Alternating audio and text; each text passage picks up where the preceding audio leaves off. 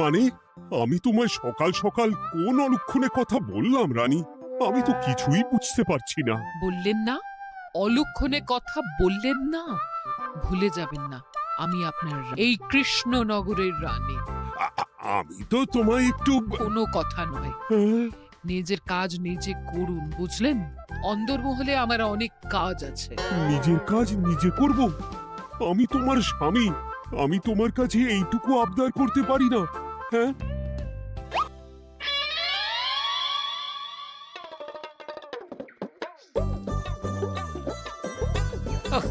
আজ গিন্নির সাথে বচসা করতে গিয়ে দেরি হয়ে গেল।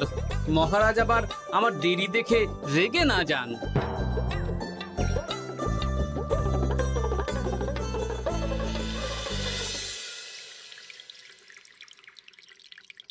হ্যাঁ, তুমি কথাটা খুব একটা মন্দ বলনি মন্ত্রী। এতে রাজ্যবাসীরও উপকার হবে, আর রাজকোষেরও খুব একটা চাপ পড়বে না। তাহলে মহারাজ সব ঘরে ঘরে এই বার্তা পৌঁছে দিই। কি এত বড় সাহস তোমার? আমার মুখে মুখে কথা বলছো? যাও, বেরিয়ে যাও বলছি আমার চোখের সামনে থেকে। তোমায় আর দেখতে চাই না। আমি আবার কি বললাম মহারাজ? কি বললে মানে? কি বলতে বাকি রাখলে শুনি? বলছিলাম কি, অপরাধ নেবেন না মহারাজ, সেনাপতি তো। চুপ, একদম চুপ। আমি মরছি নিজের জ্বালায়, আর তুমি ওই ভুল ভাল বলে আমার মাথা বিগড়ে দিতে চাইছো? মহারাজ রেগে আগুন, এই ছিলেন ঠান্ডা, এই তো মুখে হাসি ছিল, এখন হাতে ডান্ডা। কি বললে কবি? তুমি আমায় অপমান করলে? যাও, এক্ষুনি তোমরা সবাই দূর হয়ে যাও আমার সামনে থেকে। কাউকে চাই না আমি। এই মুহূর্তে রাজসভা আমি শূন্য দেখতে চাই, না হলে আজ সব কটা গর্দান নেব আমি। যাও বলছি।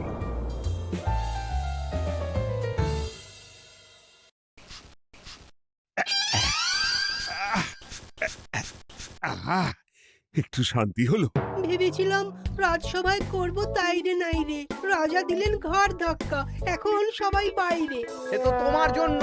তুমি তো বেমক্কা একটা এমন কবিতা বললে। আহ, কেন এইভাবে চটছেন মন্ত্রী মশাই? দোষ তো আপনারও। আপনি তো কি একটা বলে রাজা মশাইয়ের মাথা গরম করে দিলেন। আমি আবার কি বলেছি? আরে মহারাজ তো সেনাপতির ওপর রেগে গেলেন। আরে বাবা, আমি আবার কি করলাম?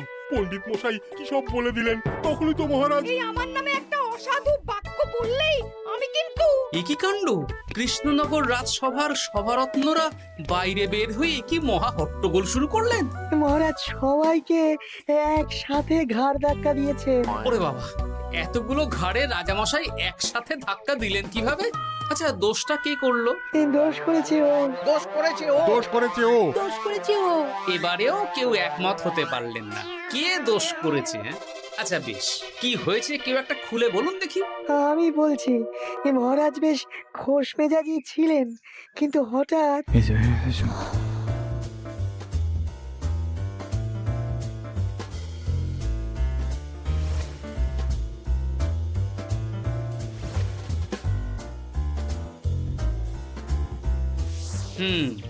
এই কাণ্ড!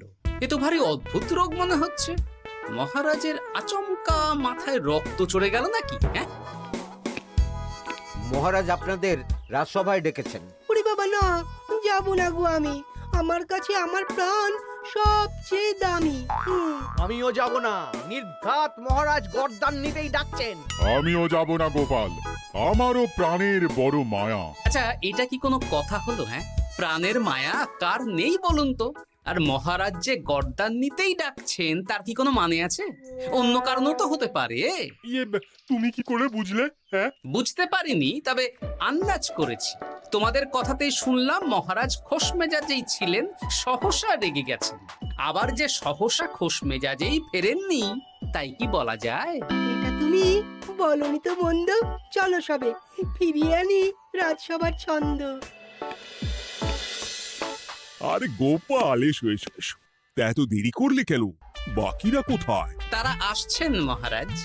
আপনি তাদের ডেকেছেন, তাদের ঘাড়ে কটা মাথা যে তারা আসবেন না। কিন্তু মহারাজ, আমি অন্য কথা ভাবছি। কি কথা গোপাল? আপনি নাকি সভায় আজ হঠাৎ সবার উপরে রেগে গিয়ে তাদের সভা থেকে বের করে দিয়েছেন মহারাজ। এ কি সত্যি মহারাজ? আরে না না গোপাল, মোটেও না। বলতে পারো আমি সবার সাথে একযোগে একটা রসিকতা করছিলাম। আমি দেখছিলাম সবাই আমার রসিকতা কেমন বুঝতে পারে। তাই নাকি? আসলে তুমি ছিলে না বলেই এরা কেউ আমার রসিকতা ধরতে পারেনি। এ কি সত্যি মহারাজ? আপনি সত্যি আমাদের উপর কোনো রাগ করেননি? হুম, এ কি এই সব কিছুই আপনার রসিকতা ছিল? ও মা, তাই নাকি মহারাজ? এই যে আপনি শুনিয়ে দিলেন কথা কড়া কড়া, সবকিছুই ছিল আসলে নিছক মজা করা। আহ, আবার যত সব বাজে বকছো তোমরা। এত কথা কেন? তোমরা কেউ আসলে মহারাজ কৃষ্ণচন্দ্রের রাজসভার যোগ্য নও। যাও যাও, দূর হয়ে যাও। কিন্তু মহারাজ, এই যে আপনি বললেন। আহ, তুমি সবার আগে যাও তো। তুমি হলে সব নষ্টের গোড়া। যাও বলছি, আমার আর ভালো লাগছে না। যাও। জব বাবা।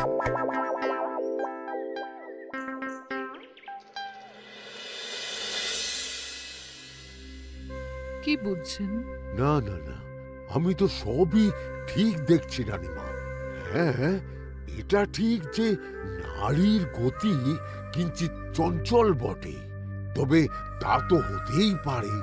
বাকি সবটাই ঠিকই আছে। তাহলে এমন হচ্ছে কেন?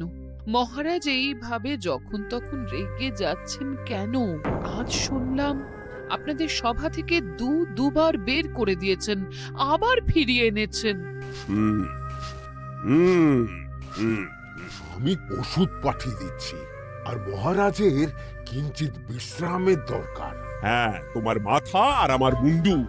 বলি, আমি বিশ্রাম নিলে রাজকার্যকে চালাবে শুনি তুমি, নাকি ওই অকর্মার ঢেকি মন্ত্রী? না মানে ওই আমি। যাও, আর আমার কথা বলতে ভালো লাগছে না। আমাকে একটু একা থাকতে দাও।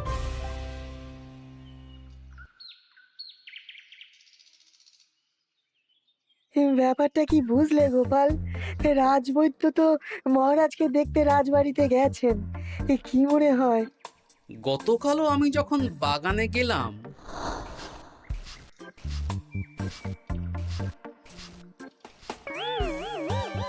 গোপাল, তোমার কি মনে হয় মহারাজকে কোন রোগে ধরেছে? এই রেগে যাচ্ছেন, আবার এই মাথা ঠান্ডা হয়ে গিয়ে ডেকে পাঠাচ্ছেন। আমি বলি কি গোপাল, তখন সবার সামনে বলিনি বটে, তবে এখন তোমার সামনে স্বীকার করতে বাধা নেই। কি কথা বিজ্ঞানী? মহারাজের এই রাগের কারণ হয়তো আমি। আমার মনে হয় আমার দোষেই উনি এরকম বারবার রেগে যাচ্ছেন। কেন? আসলে মহারাজ আমাকে একটা মাথা যন্ত্রণা সারার ওষুধ আবিষ্কারের দায়িত্ব দিয়েছিলেন, তো আমি অনেক চেষ্টা করেও সেই ওষুধটা আবিষ্কার করতে পারিনি। যেটা আবিষ্কার করেছি তাতে সেরকম কাজ হচ্ছে না। আমার মনে হয় ওনার মাথা ব্যথা থেকে এরকম হচ্ছে। সে যাই হোক, তুমি কিছু একটা করো গোপাল। মহারাজের অসুখ কিভাবে সারানো যাবে সেটা নিয়ে কিছু একটা ভাবো। ভাবতে তো হবেই। আজ সন্ধেবেলায় তুমি তোমার বাড়িতে বাকি সভাসদদের ডেকে আনো, আমি সমাধান সঙ্গে নিয়ে সময় মতো চলে আসবো। আচ্ছা বেশ, তাই হবে। আমি এখনই বাকিদের খবর দিয়ে দিচ্ছি। আর বিজ্ঞানী, একটু এদিকে এসো তো, একটা কথা আছে।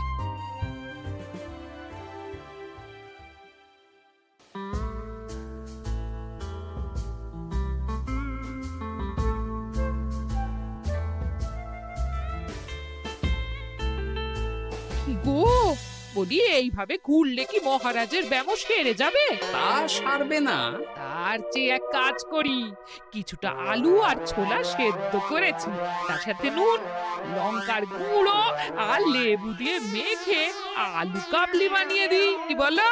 হ্যাঁ, দাও দাও দাও, মন্দ হয় না। মহারাজের মন উচ্চাটন। তার কি কারণ? মাঝে মাঝে আসছেন আর মহারাজ রেগে আগুন হয়ে যাচ্ছেন, আবার যেই সে ব্যামো ঠিক হয়ে যাচ্ছে মহারাজ সেই আগের মতন। তার উপর আবার সভাসদেরা মনে করছে তাদেরও কোনো দোষ আছে। তাহলে দুয়ে দুয়ে চার করতে হবে, কিন্তু কিভাবে কিভাবে কিভাবে? এই নাও আলু কাবলি খেয়ে পেট ঠান্ডা করে নাও দেখি।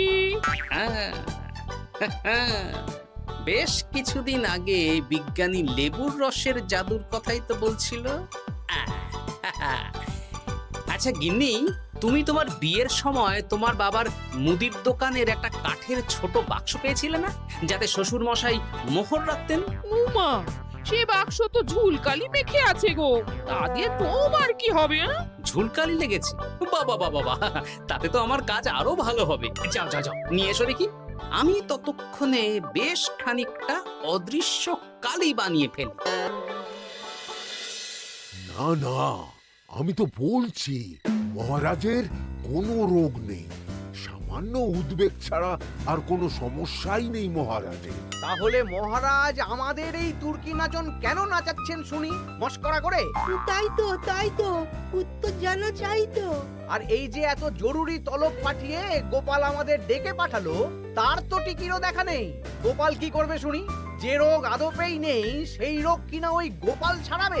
আমার তো বিশ্বাসই হয় না। বিশ্বাসে মিলায় বস্তু, তর্কে বহু দূর, তাই না মন্ত্রী মশাই? পেলে গোপাল, মহারাজের রোগ সারাবার কোনো উপায় পেলে? আচ্ছা গোপাল, রাজবৈদ্য বলেছেন মহারাজের কোনোই অসুখ নেই, তা তুমি কি সারাবে শুনি? হ্যাঁ, রোগ হয়তো রাজবৈদ্য মশাই ধরতে পারেননি, কিন্তু কিছু তো আছেই যার জন্য মহারাজ এমন আচরণ করছেন, তাই না? তা তুমি বলো না মহারাজ এমন কেন করছেন, আর কি তার সমাধান? এক এক করে বলি। আমি ভেবে দেখলাম এর জন্য আমরাই দায়ী। বলো কি?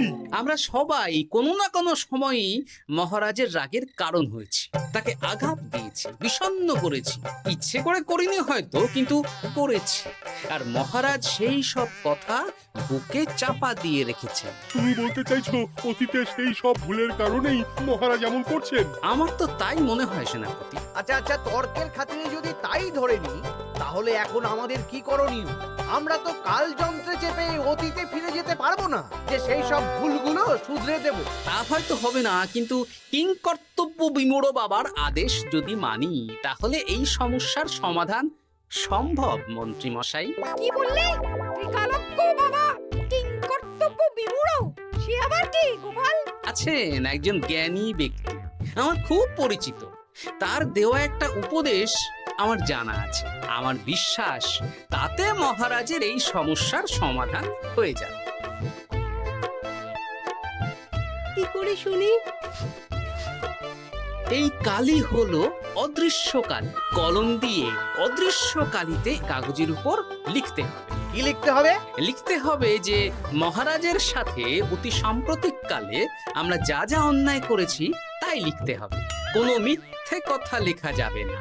তবে চিন্তা নেই, অদৃশ্য কালি, ফলে কেউ কারো লেখা পড়তে পারবে না। এইবার এই কাগজ ভাঁজ করে ফেলে দিতে হবে এই বাক্সে। বাক্সে তালা, তার চাবি থাকবে মন্ত্রী মশাইয়ের কাছে। আবার আমার কাছে কেন? পরে যাতে কোনো সন্দেহ না করেন, যা সন্দেহবাতিক মৌন আপনার। বললে এইবার এই বাক্স সারা রাত নদীর ধারে বটতলায় পড়ে থাকবে, চাঁদের আলো পান করবে। তারপর সকালে আমরা সবার সামনে এই বাক্স ফেলে দেব নদীর জলে। সবার অন্যায় সারা রাত চাঁদের আলো পান করে শুদ্ধ হয়ে ভেসে যাবে নদীর জলে। ব্যাস ব্যাস, আমরা সবাই পাপ মুক্ত হয়ে যাব। একদম সবাই শুদ্ধ হয়ে যাব, আর মহারাজের ব্যায়ামও সেরে যাবে। কিন্তু তুমি কোনো চালাকি করছো না তো গোপাল? অদৃশ্য কালিতে লেখার সাথে আমি আর কোন চালাকি করব মন্ত্রী মশাই? দেখুন, আমি একটা কাগজে লিখছি। কি কিছু বোঝা যাচ্ছে?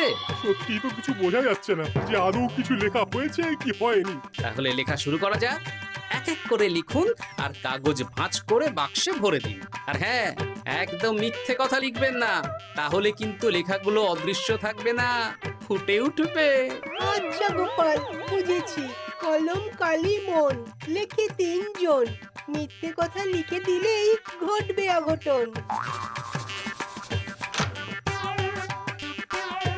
আমি বাক্সটা নদীর পাড়ে সঠিক জায়গায় রেখে আসব। তারপর কাল সকালে সবাই মিলে এই বাক্স ফেলে দেব নদীর জলে। ঠিক আছে?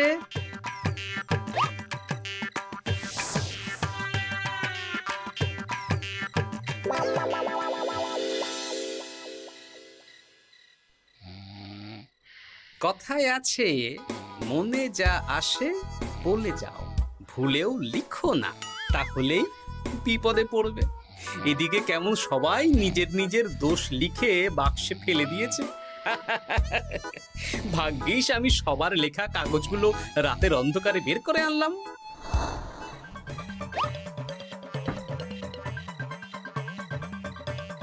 এইবার এই কাগজগুলো ঢুকিয়ে দিলেই কেল্লা ফতে। এখন সবার পাপের স্বীকারোক্তি আমার হাতের মুঠোয়।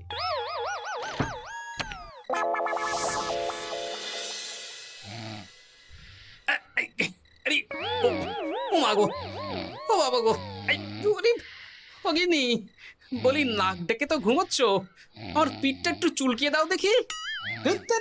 এই জন্যই তো মাথাটা যায় গরম হয়ে।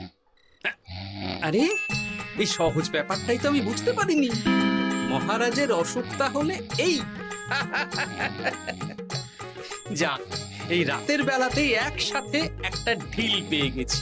এক ঢিলে মারবো 2 পাখি। রাজার অসুখও সারবে, আবার সব কটা পাজি শায়েস্তাও হবে।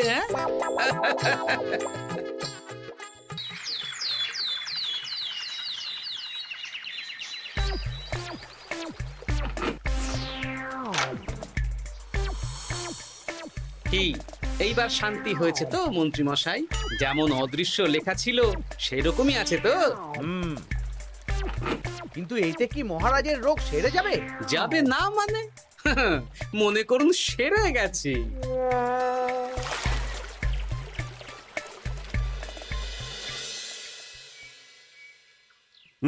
তাহলে আজকে সভার কাজ শুরু করা যাক। ক্ষমা করবেন মহারাজ, সবার কাজ শুরু করার আগে একটা দরকারি কাজ আগে করা দরকার। না হলে আবার কখন আপনি আমাদের কারো উপর রেগে যাবেন আর আমাদের সভা থেকে তাড়িয়ে দেবেন তার তো ঠিক নেই, তাই না? গোপাল, আর বিরক্ত করো না। আমার এত সাহস নেই মহারাজ যে আমি আপনাকে বিরক্ত করব। আমি তো জানি নিজের পিঠ যখন নিজে চুলকোনো যায় না, আর কেউ থাকে না সেই পিঠ চুলকিয়ে দেবার মতো, তখন কিরকম বিরক্তি জেগে ওঠে, তাই না মহারাজ? এ কি গোপাল, তুমি এত কিছু কি করে জানো? জানাই তো আমার কাজ মহারাজ। আর এও জানি যে আপনার এই বিরক্তির পেছনে সভাসদগণের ভূমিকা ঠিক কি। তার মধ্যে তুমিও আছো গোপাল, তাই না? আছি, পুরো মাত্রায় আছি মহারাজ। তবে হ্যাঁ, আমি কিন্তু তাই বলে রাজকোষের হিসেবে গোলমাল করে মহারাজের কোপের কারণ হইনি মন্ত্রী মশাই। এটা কি গোপাল আন্দাজে বলছে? না হলে কাল অদৃশ্য কালিতে আমি কি লিখেছি সেটা জানলো কি করে? আমি যা লিখেছি সেটাও কি গোপাল পড়ে ফেলেছে নাকি? যাকে পড়লেই বাকি, সব লেখা তো ওই নদীর জলে ভেসে গেছে। আমি যে লিখেছি তার প্রমাণ কি? তবে আর চিন্তা নেই মহারাজ, সমস্যার সমাধান হয়ে গেছে। এখন থেকে আপনি যতক্ষণ রাজসভায় থাকবেন, প্রথমে মন্ত্রী মশাই, তারপর পণ্ডিত মশাই, আর তারপর রাজবৈদ্য পালা করে আপনার পিঠ চুলকে দেবে। কেন আমি কেন চুলকে দেবো? না দিলে যে আপনার কপালে অনেক বড় শাস্তি ঝুলছে মন্ত্রী মশাই। রাজকোষে যে জালিয়াতি আপনি করেছেন তার স্বীকারোক্তি আমি হাজির করব যে মহারাজের সামনে।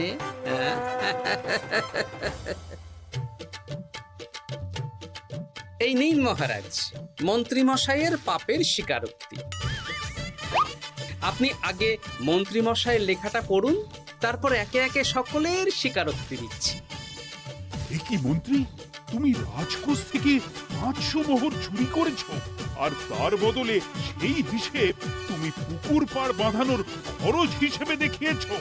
এই সেরেছে, এটা ফুটে উঠলো কি করে? সে অনেক কাণ্ড মন্ত্রী মশাই, বাকিদের সবারটাই আছে, এত জেনে কাজ কি?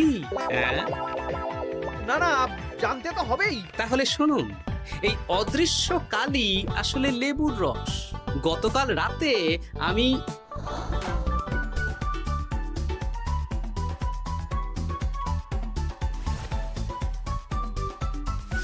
এবার লেবুর রসে অদৃশ্য লেখা কেন বা কিভাবে ফুটে উঠলো সেটা বিজ্ঞানী বোঝাবে। লেবুর রসে লেখা আগুনের তাপে ধরলে ফুটে ওঠে, কারণ লেবুর রসে থাকা অম্ল কাগজের সাথে থাকা শ্বেতসারের সাথে বিক্রিয়া করে এবং তাপ পেলে সেই বিক্রিয়া দ্রুত হয়ে কাগজের শ্বেতসার রাসায়নিকভাবে পরিবর্তিত হয়ে গাঢ় রং ধারণ করে। অনেক দিন আগে বিজ্ঞানীর কাছে ব্যাপারটা জেনেছিলাম, আজ কাজে করে দেখালাম। এবার মন্ত্রী মশাই দেখুন, মহারাজের সেবা করা ভালো না তার বদলে চাবুক খাওয়া ভালো?